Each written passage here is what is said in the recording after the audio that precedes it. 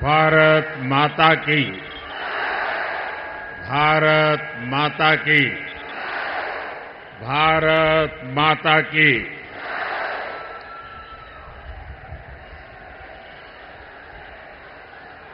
बेळगावी ಮತ್ತು ಚಿಕ್ಕೋಡಿ ಯಾ ಸೋದರ ಸೋದರಿಯರಿಗೆ ನನ್ನ ನಮಸ್ಕಾರಗಳು.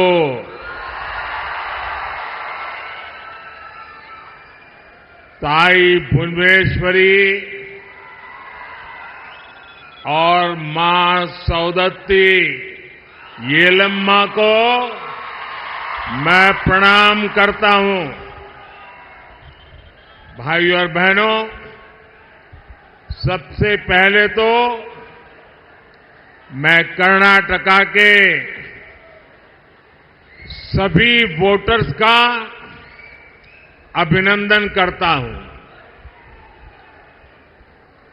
कर्नाटका में मैं जहां जहां गया हूं, मुझे एक ही स्वर सुनाई देता है. फिर एक बार, फिर एक बार, फिर एक बार. साथियों, हम सभी छत्रपति शिवाजी महाराज को मानने वाले लोग, हम सभी भगवान बसवेश्वरा का अनुसरण करने वाले लोग, छत्रपति शिवाजी महाराज ने शक्तिशाली भारत बनाने के लिए जीवन भर संघर्ष किया. भगवान बसवेश्वरा ने अनुभव मंडपम से डेमोक्रेसी का रास्ता बताया. 10 साल में भारत शक्तिशाली हुआ. आप मुझे बताइए, भारत का शक्तिशाली होना आप गर्व करते हैं? आपको गर्व होता है? भारत की पहचान मदर ऑफ डेमोक्रेसी के रूप में होने लगी है. ये गर्व होने वाली बात है कि नहीं है? गर्व करने वाली बात है कि नहीं है? भारत से 25 करोड़ लोग गरीबी से बाहर निकले, और जब 25 करोड़ लोग 10 साल के भीतर भीतर गरीबी से बाहर निकलते हैं, तो हर हिंदुस्तानी का आत्मविश्वास बढ़ता है कि नहीं बढ़ता है? आपका आत्मविश्वास बढ़ा कि नहीं बढ़ा? और इसलिए देश कह रहा है, गरीबों के कल्याण के लिए फिर एक बार. साथियों, भारत जब आगे बढ़ता है, भारत जब मजबूत होता है, तो हर भारतीय खुश होता है. लेकिन कांग्रेस देश हित से इतना दूर हो चुकी है, परिवार हित में इतनी उलझ गई है कि उसे देश की उपलब्धियां अच्छी नहीं लगती है. अब आपको याद होगा, कांग्रेस ने HAL को लेकर कितना झूठ फैलाया, कितना झूठ फैलाया. कांग्रेस ने कोरोना काल को याद कीजिए. कोरोना काल में भारत की जो मेड इन इंडिया वैक्सीन थी, कोरोना की जो वैक्सीन थी, उस पर भी विरोध पैदा कर दिया. उसका भी यहां तक कह दिया ये तो भाजपा वैक्सीन है. भारत की हर सफलता पर उनको शर्म आने लगी है, और जैसे उनको भारत के वैक्सीन पे भरोसा नहीं, लोगों को उलझन में डालने की कोशिश की, उन्होंने ईवीएम के बहाने पूरी दुनिया में भारत की डेमोक्रेसी को बदनाम करने की कोशिश की. अभी 2 दिन पहले ही सुप्रीम कोर्ट ने ये कांग्रेस वालों को और उनकी पूरी टोली को ऐसा करारा तमाचा मारा है, ऐसा करारा तमाचा मारा है। सवाल ये है, आखिर कांग्रेस देश का नुकसान होने वाली बातों पर झूठ फैला करके लोगों में विश्वास तोड़ने का काम किसके इशारे पर कर रही है? कांग्रेस के नेताओं ने ईवीएम पर तो झूठ बोला है और देश का हर नागरिक कहता है कितने महत्वपूर्ण विषय पर झूठ बोल करके आपने देश के लोकतंत्र को बर्बाद करने का षड्यंत्र किया है। आपको देश की माफी मांगनी चाहिए। साथियों, पिछले 10 वर्षों में बीजेपी एनडीए सरकार ने देश के नागरिकों की ईज ऑफ लिविंग के लिए बहुत काम किया है। इसका एक बड़ा उदाहरण है भारतीय न्याय संहिता। ये कांग्रेस वाले मानसिक रूप से अंग्रेजों की गुलामी में ही जी रहे थे, वो इससे बाहर ही नहीं आ पा रहे थे। वो तिरंगा झंडा फहरा करके तो आजादी की बात करते थे, लेकिन हर कानून व्यवस्था में मन से अंग्रेजी की गुलामी को जी रहे थे। गुलामी के कालखंड से प्रेरित इतना पुराना आजादी के पहले का कानून, क्रिमिनल जस्टिस सिस्टम का हटाना, भारतीय जनता पार्टी की सरकार ने उसको हटा दिया। अब भारत में न्याय संहिता में दंड को नहीं बल्कि नागरिकों को न्याय मिलने को प्राथमिकता दी गई है। इसमें आतंकवाद से जुड़े कानूनों को भी और सख्त किया गया है। दूसरों पर अत्याचार से जुड़े कानूनों को कड़ा बनाया गया है। भारतीय साक्ष्य अधिनियम में इलेक्ट्रॉनिक एविडेंस को लेकर नया प्रावधान किए गए हैं।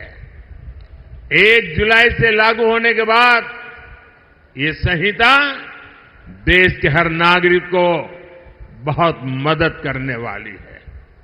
लेकिन साथियों, जब से कर्नाटका में कांग्रेस सरकार आई है, तब से पूरे स्टेट में लॉ एंड ऑर्डर की स्थिति बहुत खराब है कि नहीं?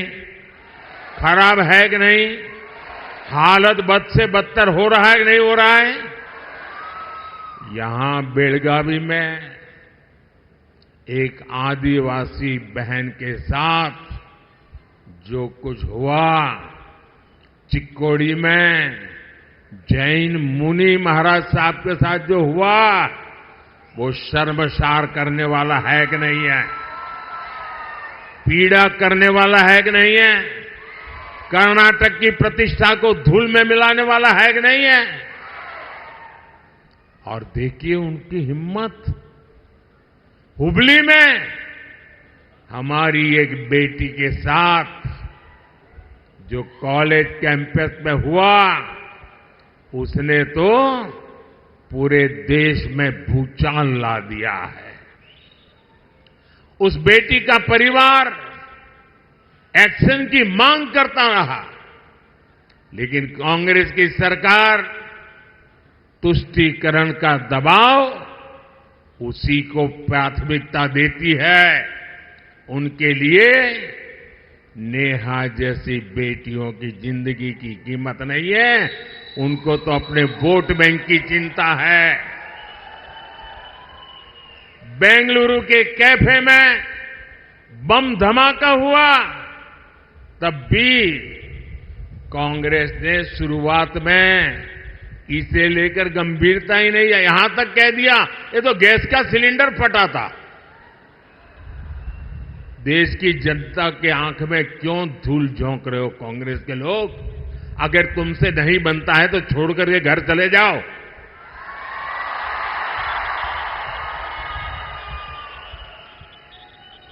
यही वही कांग्रेस के जो है जिसने वोट के लिए पीएफआई, जो आतंकवाद को पनाह देने वाला देश विरोधी संगठन, जिस पर मोदी सरकार ने प्रतिबंध लगा दिया है, ऐसे पीएफआई आतंकी संगठन का चुनाव में मदद करने के लिए, उनकी मदद लेने के लिए, वायनाड में एक सीट जीतने के लिए आप उसको सरेंडर कर रहे हो, उनके कारनामों का बचाव कर रहे हो।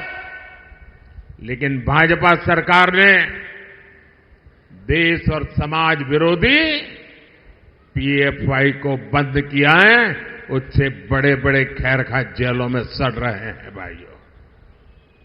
साथियों, कांग्रेस ने हमारे इतिहास को, हमारी आजादी की लड़ाई को भी वोट बैंक के नजरिए से, तुष्टीकरण के नजरिए से ही लिखवाया है। और आज भी ये कांग्रेस के शहजादे उसी पाप को आगे बढ़ा रहे हैं। आपने कांग्रेस के शहजादे का एक ताजा बयान जरूर सुना होगा। ये शहजादे का कहना है कि भारत के राजा, भारत के महाराजा ये अत्याचारी थे, ये गरीबों की जमीन छीन लेते थे, जब मर्जी पड़े तब उनका सब हड़प कर लेते थे। कांग्रेस के शाहजादे ने छत्रपति शिवाजी महाराज, कित्तूर की रानी चिन्नम्मा जैसे महान व्यक्तित्व का अपमान किया है। इनका सुशासन, इनकी देशभक्ति आज भी हम सभी को प्रेरित करती है। जरा शाहजादे को पता है क्या मैसूरू राजघराने का योगदान? उनको याद नहीं रहा। मैसूरू राजघराने को आज पूरा देश गर्व के साथ देखता है कि नहीं देखता है। साथियों, कांग्रेस के शाहजादे का बयान सोच समझकर वोट बैंक की राजनीति करने के लिए, तुष्टीकरण के लिए दिया गया बयान है। याद रखिए, शाहजादे ने राजा महाराजा को बुरा भला कह दिया, उनकी तो आलोचना कर दी, लेकिन भारत के इतिहास में जो अत्याचार नवाबों ने किए, निजामों ने किए, सुल्तानों ने किए, बादशाहों ने किए, उसकी बात पर तो शाहजादे के मुंह पर ताला लग जाता है, बोलती बंद हो जाती है और राजा महाराजाओं को गालियां दे रहे हो, उनको अपमानित करते हो। कांग्रेस को औरंगजेब के अत्याचार याद नहीं आते, जिसने हमारे सैकड़ों मंदिरों को तोड़ा, अपवित्र किया। कांग्रेस तो औरंगजेब का गुणगान करने वाली पार्टियों के साथ खुशी से गठबंधन करती है। इनको वो लोग याद नहीं आते जिन्होंने देश भर में हमारे तीर्थों को तहस नहस किया, लूटपाट की, हत्याएं की, गौ हत्याएं की, इनको वो नवाब याद नहीं आए जिन्होंने भारत के विभाजन में बहुत बड़ी भूमिका निभाई। कोई कल्पना कर सकता है क्या बनारस के राजा के बिना बनारस हिंदू विश्वविद्यालय की स्थापना संभव हो सकती थी? क्या महारानी अहल्याबाई होलकर ने मंदिरों का पुनर्निर्माण कराकर हमारे आस्था स्थलों की रक्षा की या नहीं की? मैं गुजरात से आता हूं, मेरा गांव गायकवाड़ स्टेट में पड़ता है। ये बड़ौदा महाराजा थे जिन्होंने बाबा साहब आंबेडकर की प्रतिभा को पहचाना था, उनको बड़ौदा बुलाया, उनकी शक्ति को पहचाना और बाबा साहब आंबेडकर को विदेश पढ़ने के लिए भेजने का काम गायकवाड़ महाराजा ने किया था। ये कांग्रेस के शाहजादे को इन राजा महाराजाओं का योगदान याद नहीं आता है, लेकिन वोट बैंक की राजनीति के लिए वे राजा महाराजाओं के खिलाफ बोलने की हिम्मत करते हैं, नवाबों के खिलाफ, बादशाहों के खिलाफ, सुल्तानों के खिलाफ एक शब्द बोलने की उनमें ताकत नहीं है। कांग्रेस की तुष्टीकरण की मानसिकता अब देश के सामने खुलकर के सामने आ रही है और यही मानसिकता कांग्रेस के मैनिफेस्टो में भी झलकती है।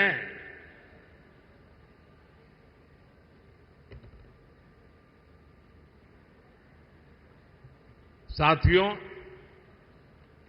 आज पूरा देश समझ गया है कि जहां कांग्रेस आई वहां से विकास का पलायन गया। विकास का पलायन शुरू हो जाता है। कर्नाटका में भी यही हो रहा है। जब बीजेपी की सरकार यहां थी तो भारत में फॉरेन डायरेक्ट इन्वेस्टमेंट का बहुत बड़ा हिस्सा कर्नाटका में आता था, लेकिन अब यहां स्थितियां बदल रही हैं। जब से कांग्रेस सरकार यहां आई है तब से रोड के, इरिगेशन के सारे काम बंद पड़ गए हैं। यहां बिजली के कट लगने से हर कोई परेशान है, उद्योग परेशान है, लोग परेशान है और इसलिए लोग कहते हैं जहां कांग्रेस आई वहां बर्बादी लाई। साथियों, हमारा देश छोटे किसानों का देश है। कृषि क्षेत्र का कायाकल्प करने के लिए ये बहुत जरूरी है कि हम छोटे किसानों की संगठन शक्ति को एकजुट करें। इसलिए बीजेपी एनडीए सरकार एफपीओज, सेल्फ हेल्प ग्रुप और कोऑपरेटिव तीनों पर बल दे रहा है। बीजेपी सरकार में देश भर में 8,000 नए किसान उत्पादक संघ बने हैं, एफपीओज बने हैं। ये एफपीओज इनपुट कॉस्ट कम करने से लेकर किसानों को मार्केट रेट दिलाने तक में बड़ी भूमिका निभा रहे हैं। पिछले 10 साल में 10 करोड़ महिलाएं सेल्फ हेल्प ग्रुप में शामिल हुई है। इन्हें केंद्र सरकार ने लाखों करोड़ रुपए की आर्थिक सहायता दी है। केंद्र सरकार पैक्स को मजबूत करने के लिए भी लगातार काम कर रही है। सरकार 60,000 से ज्यादा पैक्स के कंप्यूटराइजेशन का काम भी पूरा करने में जुटी है। एनडीए सरकार शुगर कोऑपरेटिव्स को भी बढ़ावा दे रही है। बीजेपी सरकार ने पेट्रोल में इथेनॉल ब्लेंडिंग को बढ़ाकर गन्ना किसानों की बहुत बड़ी मुश्किल आसान की है। इथेनॉल ब्लेंडिंग की वजह से गन्ना किसानों को 70,000 करोड़ रुपए से ज्यादा उनको कमाई हुई।